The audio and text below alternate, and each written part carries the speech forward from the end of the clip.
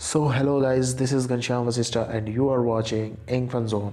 सो आज की जो वीडियो है यहाँ पे हम डिस्कस करने वाले हैं टेंस के बारे में। This is second part of this topic.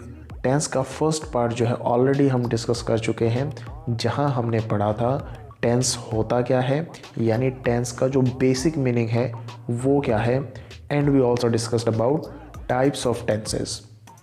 सो अगर आपने टेंस का फर्स्ट पार्ट नहीं देखा, यानी टेंस के बेसिक मीनिंग जो होता है और टाइप जो हमने डिस्कस किया था, अगर फर्स्ट पार्ट आपने नहीं देखा है तो फिर आपको डिस्क्रिप्शन में लिंक मिल जाएगा उसका, या फिर वीडियो में कहीं भी आई बटन आपको कॉर्नर में ऊपर प्रोवाइड करवा दिया जाएगा, आप वहां से क्लिक करके एक्सेस कर सकते हैं उस वीडियो को। चलिए जी, अब आते हैं आज की वीडियो के ऊपर। यहाँ पर हम डिस्कस करने वाले हैं, देखिए जो भी पार्ट 1 में हमने 12 टेंसेस का एक ब्रीफ इंट्रोडक्शन लिया था, उन सभी टेंसेस को 12 के 12 टेंसेस को यहाँ पे वन बाय वन डिस्कस करने वाले हैं। बट सारे के सारे टेंस यहाँ पे डिस्कस नहीं करेंगे इस वीडियो में।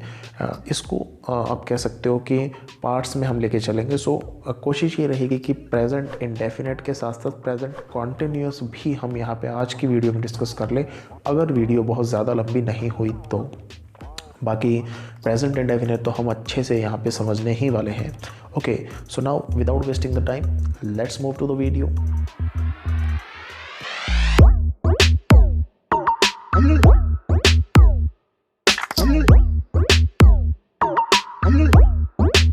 सो देखिए गाइस, प्रेजेंट इंडेफिनिट की जब भी हम बात करते हैं तो यहाँ पर हिंदी आइडेंटिफिकेशन को समझना बहुत इंपॉर्टेंट हो जाता है। सेकंड, यहाँ पर हम आप कह सकते हो फॉर्मेटिव स्ट्रक्चर को भी समझना इंपॉर्टेंट हो जाता है, क्योंकि when you are going to translate the sentence from Hindi to English, तो हिंदी टू इंग्लिश ट्रांसलेट जब आप करोगे तो हिंदी आइडेंटिफिकेशन काम आएगा सबसे पहले, उसके बाद आपको ज़रूरत पड़ेगी फॉर्मेटिव स्ट्रक्चर की, because with the help of the formative structure then you will be able to translate the sentence. भाई विदाउट फॉर्मेटिव स्ट्रक्चर हम कैसे ट्रांसलेट कर पाएंगे, that is why formative structure बहुत ज़रूरी हो जाता है।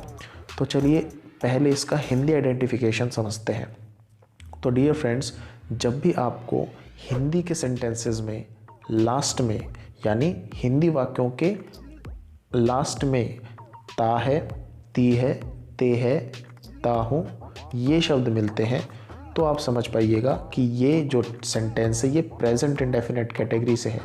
ओके, जैसे कि मोहन खेलता है, वह गाना गाता है। ठीक है, तो गाना गाता है, खेलता है, हम पढ़ते हैं, वह स्कूल जाती है, बच्चे खेलते हैं, तो ता है, ती है, ते है, ता हूँ। ठीक है, इस तरीके के जब भी आपको सेंटेंसेस मिलेंगे तो आप प्रेजेंट इंडेफिनिट का रूल यूज़ करेंगे इसको फॉर्मेट करने के लिए, यानी सेंटेंस को बनाने के लिए। तो चलिए, अब हमने ये तो समझ लिया कि हिंदी आइडेंटिफिकेशन क्या है। Now let's talk about the formative structure, क्योंकि फॉर्मेशन तो हम फॉर्मेटिव स्ट्रक्चर के हेल्प से ही कर पाएंगे, है ना। तो देखिए फ्रेंड्स, जब भी फॉर्मेटिव स्ट्रक्चर की बात हम करते हैं तो at the very first we have to use subject, then we have to use first form, then object. I repeat once again, subject, बहुत स्टार्टिंग में सबसे पहले हमें सब्जेक्ट लगाना है, उसके बाद first form of the verb and उसके बाद ऑब्जेक्ट। नाउ एक और चीज़ बहुत इंपॉर्टेंट है, यहाँ वर्ब के साथ एस या ई एस भी लग जाता है अगर सब्जेक्ट हमारा सिंगुलर है। मेक श्योर, अगर सब्जेक्ट सिंगुलर है तो एस या ई एस लग जाएगा, लेकिन अगर सब्जेक्ट प्लूरल है तो फिर नहीं लगेगा। फॉर एग्जाम्पल देखिए, singular subject I hope that you know about it. फिर भी अगर जिसको नहीं पता तो सिंगुलर सब्जेक्ट्स होते हैं लाइक ही, शी, इट या single name, and plural subjects हो जाएंगे हमारे आई, वी, यू, दे, या फिर कोई double names like Sonu and Monu, Pintu and Rohan. Okay, इस तरीके से डबल नेम के साथ भी आप वो प्लूरल केस होगा और उसके साथ एस या ई एस नहीं लगेगा। ओनली सिंगुलर केस में ही एस या ई एस वर्ब के साथ लगाया जाएगा। जैसे वह क्रिकेट खेलता है, he plays cricket, he is singular subject, so we added S with the verb play. यहाँ ही जो है वो सिंगुलर सब्जेक्ट है, इसलिए प्ले के साथ एस लगा दिया, ही प्लेस क्रिकेट।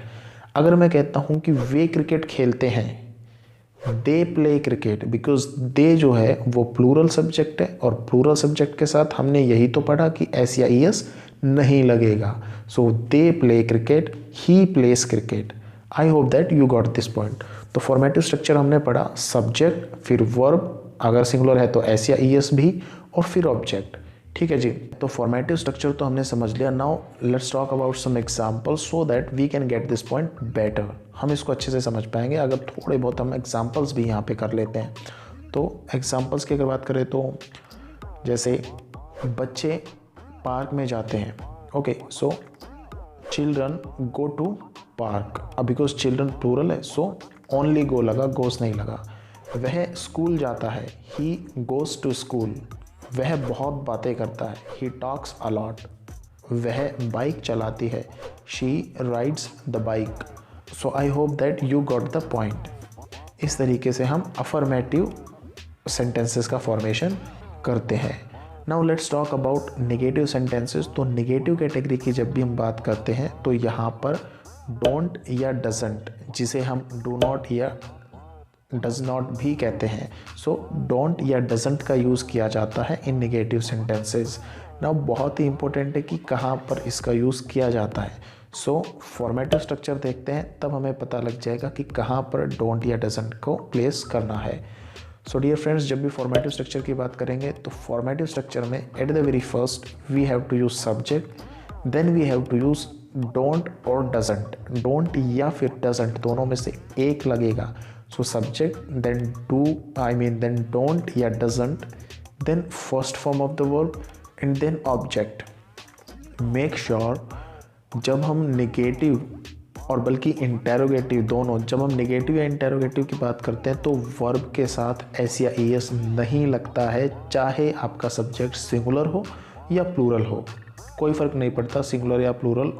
नेगेटिव और इंटेरोगेटिव में वर्ब के साथ एस या ई एस कभी नहीं लगता है। केवल अफर्मेटिव में ही ये रूल अप्लाई होता है कि सिंगुलर होगा तो एस या ई एस लगेगा, अगर नहीं होगा सिंगुलर तो नहीं लगेगा। ये केवल और केवल डियर फ्रेंड्स अफर्मेटिव के लिए है। नेगेटिव एंड इंटेरोगेटिव में all the time only verb, first form of the verb ही रहेगा, एस या ई एस नहीं लगेगा। चलिए जी, हम फॉर्मेटिव स्ट्रक्चर पे आ जाते हैं। We were talking about formative structure. So सबसे पहले सब्जेक्ट, देन उसके बाद डोंट या doesn't according to the subject. अगर प्लूरल है तो डोंट, अगर सिंगुलर है तो डजंट, और उसके बाद फर्स्ट फॉर्म एंड उसके बाद object. So this is the formative structure for negative category. ठीक है, नाउ एग्जाम्पल्स करते हैं कुछ। देखिए जैसे, क्योंकि नेगेटिव है तो नहीं का जिक्र होगा। वह स्कूल नहीं जाता है। मैं बहुत ही आसान से आसान एग्जाम्पल यहाँ पे आपके सामने रख रहा हूँ so that everybody can understand it. Okay, ताकि सभी को समझ आ सके, क्योंकि बहुत से व्यूअर्स ऐसे भी होंगे जो बिल्कुल ही बिगनिंग से इसको सीख रहे होंगे, तो मैं उनका ध्यान रखते हुए बिल्कुल आसान से आसान यहाँ पे सब्जेक्ट एग्जाम्पल्स लेने की कोशिश कर रहा हूँ। तो यहाँ पे एग्जाम्पल हमने लिया, वह स्कूल नहीं जाता है, बहुत ईजी सा एग्जाम्पल है। सो यहाँ हम करेंगे वह, ही। अब बिकॉज ही इज़ सिंगुलर तो यहाँ पर डजंट का यूज़ आ जाएगा। तो ही डजंट, फिर first form of the verb go to school. अब देखिए, हमें पता है सब्जेक्ट ही है, सिंगुलर है, एंड स्टिल फिर भी हमने गो यूज़ किया, गोज़ नहीं किया। वो इसीलिए नहीं किया क्योंकि जैसा हमने अभी डिस्कस किया था कि नेगेटिव में कभी भी एस या ई एस नहीं लगता है माय डियर फ्रेंड्स। अगर आप एस या ई एस नेगेटिव या इंटेरोगेटिव में लगा देंगे वर्ब के साथ तो आपका सेंटेंस इनकरेक्ट हो जाएगा। So make sure about this particular point, you never have to use S or E S in interrogative and negative category. ठीक है जी, चलिए अब और एग्जाम्पल लेते हैं। ये हमने क्या किया, वह स्कूल नहीं जाता है, he doesn't go to school. बच्चे पार्क में नहीं खेलते हैं, चिल्ड्रन डू नॉट या children don't play in the park. वह गाड़ी नहीं चलाता है, he doesn't drive the car. Sonu किसी से बातें नहीं करता है, Sonu does not talk to anyone. Sonu does not talk to anyone या Sonu doesn't talk to anyone. ठीक है जी, तो इस तरीके से नेगेटिव सेंटेंसेस हो गए। Now let's talk about interrogative part. Interrogative category को समझने के लिए बहुत ही इंपॉर्टेंट चीज़ ये है कि यहाँ पर डू या डस का यूज़ किया जाता है। मेक श्योर डोंट डजंट का नहीं, ओनली डू और डस।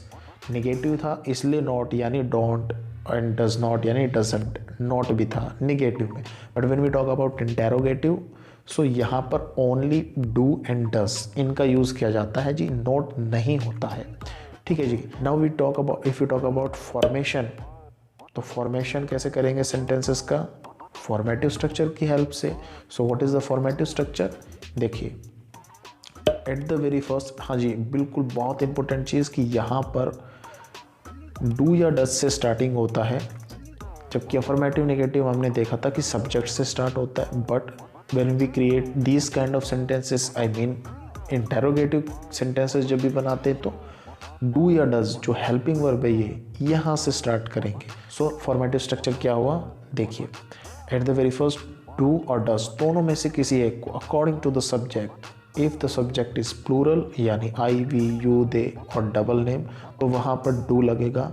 If the subject is singular यानी ही शी इट और एनी सिंगुलर नेम देन वहाँ पर हम डज यूज़ कर देंगे। सो डू या डज में से एक, then we have to use subject, then we have to put first form, then we have to put object. ठीक है जी, ये हो गया formative structure. Now let's talk about some examples like, क्योंकि इंटेरोगेटिव है तो क्वेश्चन ही पूछा जाएगा, तो लाइक क्या वह तुम्हें जानता है, डज ही नो यू, क्या वह यहाँ रोज़ आता है, does he come here daily, क्या तुम सुबह जल्दी उठते हो, do you get up early in the morning, क्या वह चाय बनाती है, does she prepare the T. तो इस तरीके से इंटेरोगेटिव के एग्जाम्पल हमने देखे। ओके, बड़ा इजी है, you have to understand the concept, आपको एक बार कॉन्सेप्ट समझ लेना है, उसके बाद आपको सेंटेंस क्रिएशन करने में कोई भी प्रॉब्लम नहीं आने वाली है। देखिए एक ये होता है कि यहाँ पर 2-4 एग्जांपल्स हम कर ही रहे हैं, उसके साथ साथ अगर आप अपने आप से 2-4 एग्जांपल्स खुद बनाने की प्रैक्टिस कर लेते हैं, so definitely believe me you will be able to understand the concept very easily. फिर आपको बहुत अच्छे से समझ आ जाएगा, क्योंकि देखो साइकोलॉजी कहता है कि जब आप किसी चीज़ को खुद से कर लेते हैं, प्रैक्टिकली उस चीज़ को कर लेते हैं, तो आपके लिए वो चीज़ समझना बहुत ही ज़्यादा आसान हो जाता है। So this is my kind recommendation for you कि आप 2-4 एग्जाम्पल खुद से ज़रूर क्रिएट करें, उसके बाद आपको कभी भी इस टॉपिक से कोई प्रॉब्लम नहीं आएगी, क्योंकि जब तक आप खुद से क्रिएट नहीं करेंगे, जब तक आपकी खुद की रीजनिंग यूज़ नहीं होगी, तो फिर बात नहीं बन पाएगी। तो माय डियर फ्रेंड्स, यहाँ पर एक बार पढ़ने के बाद 2-4 एग्जाम्पल्स, 2-4 आप इंडेफिनिट से बना लीजिए, आई मीन 2-4 अफर्मेटिव से बना लीजिए, 2-4 नेगेटिव से, 2-4 इंटेरोगेटिव से, इस तरीके से ना 10-12 एग्जाम्पल्स में आपका कॉन्सेप्ट क्लियर हो जाएगा। लेकिन खुद से सोचकर और खुद से उनको क्रिएट करना बहुत ही ज़रूरी है। Okay, so I hope that you are going to do it.